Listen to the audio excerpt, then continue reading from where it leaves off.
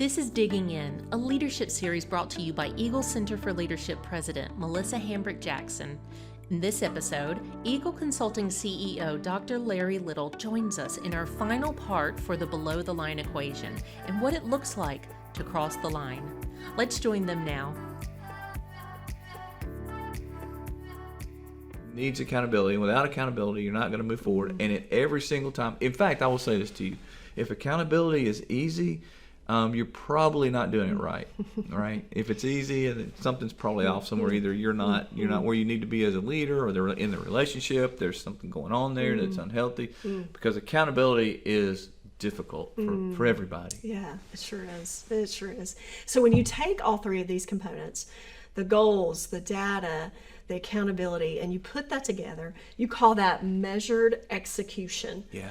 And so measured execution, what does that do? What does that do for a team? What does it do for a family? Well, it helps us to achieve the results that we want. And in that, I didn't call it execution because we could execute on things in the wrong direction. We go back to that again. Then we're just executing ourselves into oblivion.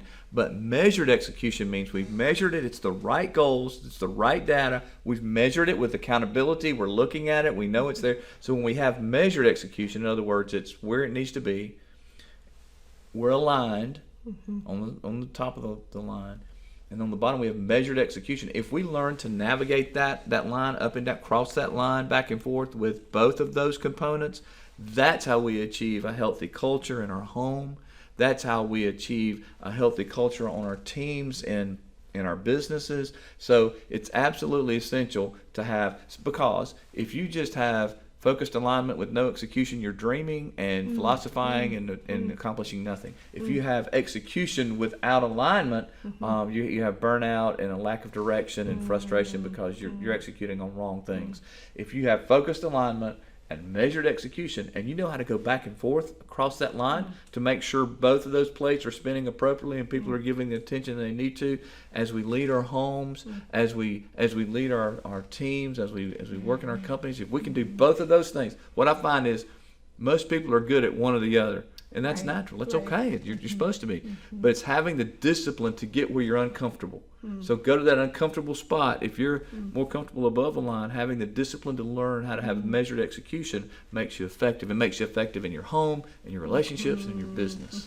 You know, I think it's so important, too, to build that muscle of being uncomfortable. Because most of us don't want to be uncomfortable. That's right. I mean, we want to be in a sweet spot. We want to be in a place where we feel like we have confidence because we know how to do this. We know what it looks like.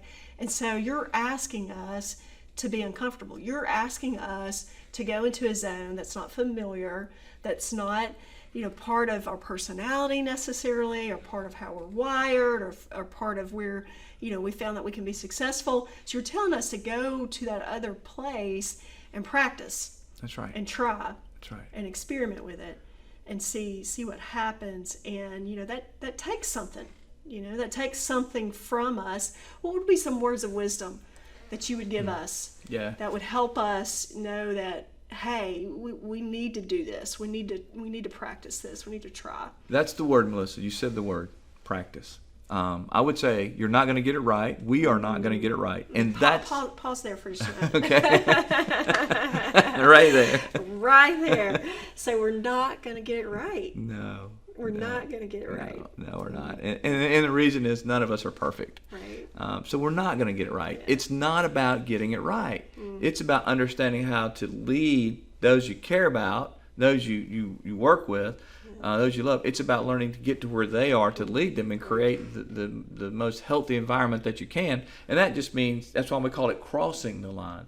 Because you cross and you try and you come back up and you're comfortable and you get that right and you go back down and work on this, or you're comfortable below the line and you go back up and try above, and boy, that was awkward, but you come back down. So you didn't say stay on this side of the line. You said cross it. Crossing, and that's why, it's an action. Yeah. It's an action verb. It's not something that is static. It's you're up and down. You cross back and forth, trying and trying and trying. And it's that process and discipline of being uncomfortable and trying. We'll get better at it. But it's about learning to fail in that, and what you learn from failing about, oh my goodness, I set the wrong goals. I need to back that up. And I will say this, I'll go this far. You got to be uncomfortable. You got to be comfortable with with being uncomfortable in order for this to work. A better way to put that is you got to be okay with failing. If you're a perfectionist, you're really going to struggle here because this is not a perfected system. It's something that we get messy with, we get dirty with in terms of our hands are dirty because we're trying, we're getting to where other people are. And life is that way, isn't it? Life is messy, and investing in relationships is messy. And if you're willing to do this, though, the results of continuing this and failing and learning and getting better and continuing, the result is a home that is healthy, relationships that are meaningful and purposeful because you've tried, because you're trying together. You're trying. Teams that know we're trying to cross that line for each other because our agenda is to make this team better. That agenda is to help each other to grow as leaders. That process of doing that will yield incredible results. Think about what others that are watching you do that, what they will learn from you. Exactly. Think about how that'll help them with a growth mindset instead of a fixed mindset. Think about how that would help them be able to delve into both areas and not be all or none in their behavior or their thinking. All the things that you would be experiencing because you're trying this, and that those around you that you truly influence, they're truly watching you, what they will experience seeing you practice this. We do believe that a muscle is built. You study athletes, you study people that are really strong in certain areas, and they may have a natural lean towards that. They may not, but they've worked hard at it. That's right. And so we can work hard at this. That's right. We can work hard to cross the line and to learn to do both, so that we can practice and experiment and really grow muscle in that area. Yeah, the secret to that, and you're so right about building that muscle, and what they say it takes 10,000 hours of practice to become an expert in something. A lot of messing up, a lot of messing up, a lot of failure. Yeah. But here's a secret, and we'll talk about this later, but there's a secret to this, because when we do this in that process of building that muscle, something comes out of the other end.